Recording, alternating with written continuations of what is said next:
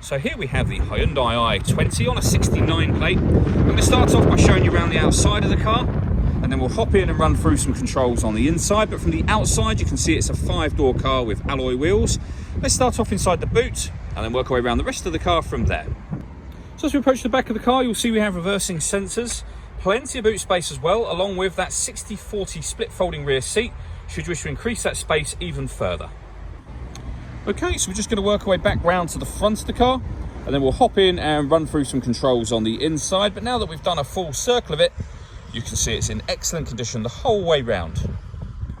Just briefly before we climb in, I think it's well worth seeing the interior from this exterior point of view. There's plenty to run through on the dashboard, so let's hop in and we'll do that now. Okay, now that we're inside the car, we're going to start with the dials. On the left-hand side with the rev counter, and on the right-hand side the speedometer and fuel gauge. In the middle, you can see the total miles for the car. They are 3,223. The information displayed above that can be changed using buttons on the steering wheel. So there's various different things available. At the moment, you can see there's a digital readout for the speedometer, but you can have various different bits of fuel economy information up there as well. If we back out to the steering wheel, on the left-hand side, we have stereo and phone controls, including voice activation for the phone. And on the right-hand side, we have cruise control and speed limiter. These buttons just here will change the information displayed in that central section, as I mentioned a moment ago. Over into the middle is where you would pair your phone before you're able to use things like the voice control.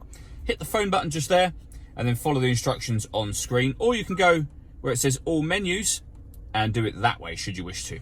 You can see on that display that we have the radio. This car's got DAB, AM and FM radio all available. If you want to listen to your own music, you can do. Hit the media button. It's greyed out at the moment because nothing is connected. You can insert an auxiliary device, a USB device. You can also stream your music wirelessly via Bluetooth audio. And on top of that, this car has got Android Auto or Apple CarPlay, depending on what type of device you have. If I pop the car into reverse, you'll also see we have a full colour reversing camera with guidelines showing you what direction the car is headed in relation to the image that you see on the screen. Working our way down, we have the air conditioning. So you can determine the direction of the air, the fan speed, and the temperature with these dials. Air conditioning is on when that light shows, so off or back on again. You can recirculate the air that's in the car. That's a great way of heating it up or cooling it down quickly depending on the temperature you set on this dial. And you can turn that off just as easily. And that one is your rear heated screen just there. Beneath that, we have 12-volt charging sockets. We've got a USB charging socket and also USB input for your music and auxiliary input for your music as well. We'll then have a 5-speed manual gearbox.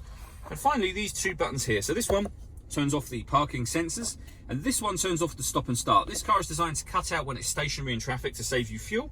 Hit that button and that system is now off. All that leaves me to say is thank you for taking the time to watch this video. If you'd like to come and see the car in person and have a test drive, please feel free to call any of our MJA sites. We'd love to hear from you soon.